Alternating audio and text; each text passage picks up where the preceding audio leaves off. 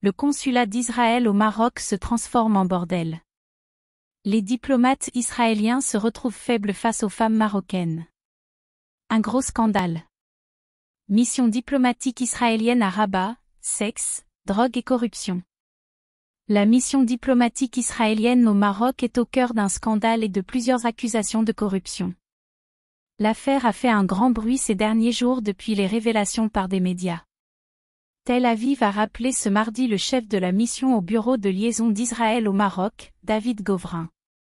Une mesure qui a été prise suite à des accusations de harcèlement sexuel sur des citoyennes marocaines dont il serait l'auteur.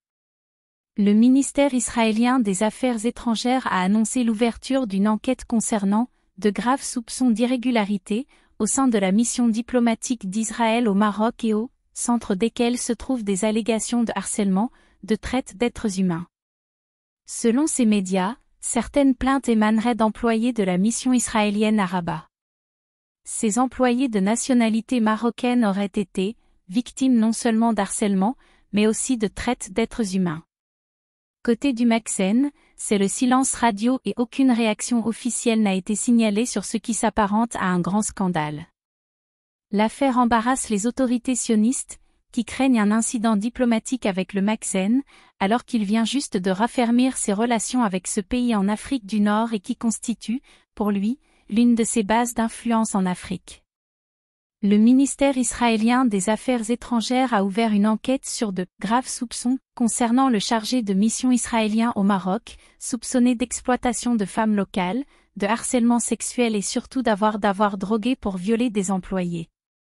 Selon une chaîne de télévision turque, des diplomates et des politiciens israéliens de haut rang étaient impliqués dans cette affaire, soulignant que le point focal de l'enquête est le comportement du chef de la mission israélienne, David Govrin, qui était auparavant l'ambassadeur d'Israël en Égypte.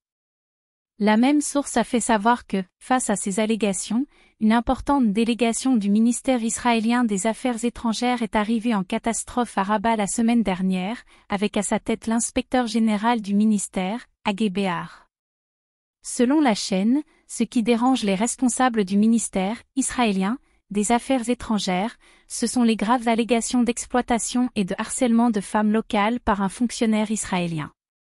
Selon le site Al Arabiya citant des sources médiatiques israéliennes, David Govrin est visé par des accusations de corruption, et pour avoir dissimulé un cadeau, de grande valeur, offert par le roi du Maroc Mohamed VI à l'occasion de la date anniversaire de la création d'Israël.